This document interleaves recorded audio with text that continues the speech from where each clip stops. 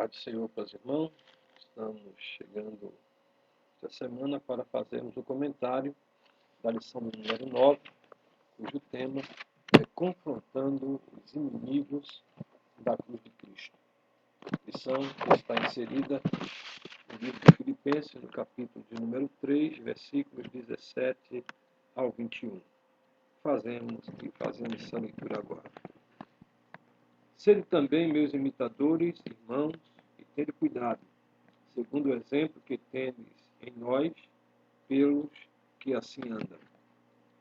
Porque muitos há dos quais muitas vezes vos disse, e agora também digo, chorando, que são inimigos da cruz. O fim deles é a perdição, o Deus desse século é o ventre, e a glória deles é para a confusão deles mesmos, que só pensam nas coisas terrenas. Mas a nossa cidade está nos céus, onde também esperamos o Salvador, o nosso Senhor Jesus Cristo, que transformará o nosso corpo abatido para ser conforme o seu, glorioso, segundo o seu eficaz poder, e sujeitar também a si todas as coisas. Amém. Queridos, essa lição que nos traz os objetivos muito próprios dela, que é de conscientizar-se a respeito da necessidade de manter firme em Cristo, ou de se manter firme em Cristo, saber quais são os inimigos da cruz de Cristo e, por fim, aprender a respeito do futuro glorioso daqueles que amam a cruz de Cristo. Quando olhamos para a lição, encontramos alguns pontos de relevantes comentários. O primeiro fala sobre a exortação à firmeza em Cristo. O segundo versa sobre os inimigos da cruz de Cristo. E, por fim, o terceiro tópico fala do futuro glorioso dos que amam a cruz de Cristo. Começaremos, pois, a falar sobre a exortação, sobre a firmeza de estar em Cristo. Pois bem, quando olhamos para este tema, e o próprio texto lido já nos evoca isto, o apóstolo inicia-se fazendo uma convocação para que os de Filipos pudessem imitá-lo. O versículo de número 17 é bem enfático nisso. Sede também meus imitadores, irmãos, e tende cuidado, segundo o exemplo que tendes em nós, pelos que assim andam. Paulo evoca para si o olhar dos filipenses, para que no olhar dos filipenses se voltasse para ele e o encontrasse como uma boa referência que pudesse ser seguida, em detrimento a muitas mais referências que existiam ali. Então Paulo começa por fazer essa convocação ainda no capítulo 3, no versículo de número 17. Pois bem, mas há um detalhe aqui que a gente precisa construir juntos. Que Paulo, quando ele enfatiza nesse texto, sede também meus imitadores, ele não atrai a visão apenas para si. Ele usa um pronome coletivo que nos dá algumas indicações de que não só ele era exemplo. Porque ele diz, segundo o exemplo que tendes em nós. Em nós quem? Em Paulo, em mais alguém. Quando nós observamos isso, de logo entendemos que os exemplos de outros obreiros também faziam valer dentro do contexto da igreja de Filipos. Porque Paulo, quando se apropria deste termo nós, Paulo estava reconhecendo o valor da influência testemunhal de outros cristãos, entre os quais ali estava Timóteo e também Epafrodito, que eram referências para a sua comunidade, eram referência para a igreja. Assim, Paulo faz esta convocação muito importante para que se possa olhar para os bons exemplos dos obreiros que ali estão. O segundo tópico desta lição, ele nos leva de forma muito profunda agora a entender sobre os inimigos da cruz de Cristo.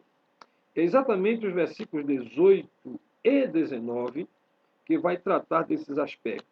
Observe que Paulo, depois de identificar os inimigos da cruz, ele mostra que o ministério pastoral é regado por muitas lágrimas, por sofrimento, por muito trabalho, por exaustos momentos de dedicação à causa de Deus. A maior luta do apóstolo Paulo era exatamente com a heresia de falsos cristãos. Você observou isso? A luta de Paulo contra a heresia de falsos cristãos. De falsos cristãos judeus, que Paulo os chamavam inclusive de judaizantes. Eles chamavam de inimigos da cruz de Cristo. Quando nós olhamos para o texto bíblico, nós entendemos que no versículo de número 18, vamos tomar aqui a lição para não corrermos o risco de falarmos uma coisa e dizermos outra. Exatamente o versículo de número 18, do capítulo 3 da carta de Paulo aos Filipenses, ele trata exatamente dessas questões, porque muitos há, dos quais muitas vezes vos disse, e agora também digo, chorando, que são inimigos da cruz. Eu estava vendo uma versão aqui, deixa eu ver aqui, a Bíblia do Obreiro, essa Bíblia do Obreiro, deixa eu ver aqui, para fazer uma menção a ela, do texto aqui, da versão do texto. Diz o seguinte: pois muito andam entre nós, dos quais, repetidas vezes, eu vos dizia, e agora vos digo até chorando, que são inimigos da cruz de Cristo. Então, essa versão já nos informa que Paulo está dizendo que circulavam entre eles, andavam entre eles, percorriam entre eles, viviam entre eles, né? E já deixa entender exatamente isso entre nós. Está falando de quem? Dos falsos cristãos. Viviam entre nós. E Paulo disse que já tinha advertido a igreja algumas vezes, mas agora era preciso advertir com lágrimas, porque a situação estava um tanto difícil. Então, há uma advertência aqui quanto aos libertinos. É bom que os filipenses voltem os seus olhos para o exemplo como o de Paulo, pois com lágrimas ele adverte que há muitos que vivem como inimigo da cruz de Cristo. Esse é o trato do versículo de número 18. Aqui não é uma referência a um ensino falso, como foi colocado no versículo de número 2 da aula anterior. No versículo anterior, se fez menção, na lição anterior se fez menção do versículo de número 2 desta carta aos Filipenses, mas nesse caso, Paulo estava fazendo menção a quem? Ele diz o seguinte: acautelai-vos dos cães, acautelai-vos dos maus obreiros e acautelai-vos da falsa circuncisão. Era uma referência doutrinária. Paulo estava dizendo, olha, cuidado com os falsos ensinos. Mas agora, Paulo está dizendo, cuidado com o modelo da vida falsa. Os exemplos deles são exemplos de uma falsa vida cristã. Não é o exemplo que Paulo tem dado, juntamente com Timóteo, Epafrodito e outros. Esses que estão no meio deles têm uma vida falsa. Libertinos e não judaizantes, eles agora estão em foco. Esse grupo de pessoas agora estão em foco na igreja. Todos olhavam e começavam a observar a sua forma, o seu comportamento. Esses inimigos reivindicam os benefícios da cruz, mas negam o poder dela sobre a sua vida. O destino deles, Paulo traça no versículo 19, o destino deles é a perdição, a condenação eterna, como Paulo já havia referido no versículo 28 do capítulo 1, que desejo fazer menção aqui. E diz assim, e que em nada estáis intimidados pelos adversários, pois o que é para eles prova de evidente perdição, é para nós de salvação, e isto da parte de Deus. Então Paulo está dizendo, o final desses, nós sabemos onde é. O final desses é de perdição. Então a lição vai se desenvolvendo. Né? Eles têm uma outra forma de viver. Eles adoram seus apetites sensuais, eles se gloriam na entrega grosseira a desejos indecentes, que eles acham que isso é liberdade, mas que na verdade é algo vergonhoso. Eles vão tratando essas coisas. Paulo está dizendo, deixa eles fazer, porque o final dele já está traçado. O final dele é perdição eterna. O final dele é condenação. Então, por isso, tenham cuidado com ele. Não se envolva com ele. E não faça o que eles fazem e nem o que eles mandam. Observem os bons exemplos. E observando os bons exemplos nossos, nós estamos dando um passo em direção a Cristo. Então, essa é o comentário, né, que Paulo faz dessa questão. Quando nós voltamos à lição, estamos aqui olhando o nosso tempo, ainda temos alguns minutos, nós vemos que Paulo vai no tópico de número 3, Paulo vai falar agora do futuro glorioso dos que amam a cruz de Cristo.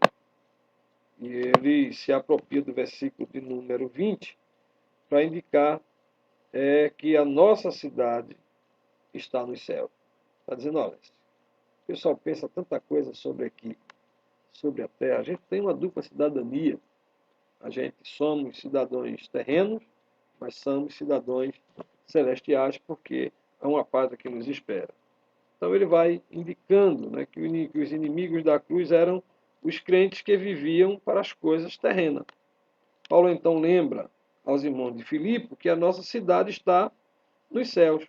Quando o apóstolo escreveu tais palavras, ele tomou, por exemplo, a cidade de Filipos, né, que estava uma cidade bem situada, uma cidade bem localizada, uma cidade que era a principal rota da Macedônia, né, uma extensão da grande via, chamada Via Ápia, que se abre para os grandes centros comercial, era a parte que unia a parte oriental do Império e a Itália. Então o apóstolo Paulo faz questão de mostrar isso e dizer para eles, olha, a nossa pátria não é aqui, a nossa pátria é os céus. Nós estamos esperando o grande momento, que é o momento de sermos transformados, desse corpo abatido, desse corpo sofrido, ser transformado num corpo glorioso. Por isso devemos estar vivendo em esperança. Vivemos tempos trabalhosos, difíceis, quando as falsas doutrinas aparecem, quando as falsas doutrinas entram na nossa igreja. Infelizmente, não são poucos os que naufragam na fé. As pessoas estão morrendo porque olham para essas coisas, mas olhamos para Jesus, autor e consumador da fé. Precisamos estar atentos a isso, porque muitos inimigos da cruz de Cristo procuram induzir de forma sorrateira e contrária às questões cristãs. Mas os seus ardis, os ardis do adversário para enganar os crentes, devem ser vigiados em nome de Jesus. Por isso precisamos vigiar, orar e perseverar no ensino dos apóstolos até a vinda de Jesus Cristo. Essa é a promessa que ele nos deu. A promessa de uma vida gloriosa que deixa isso como esperança aos nossos corações. Que Deus nos abençoe, nos guarde e nos alimente.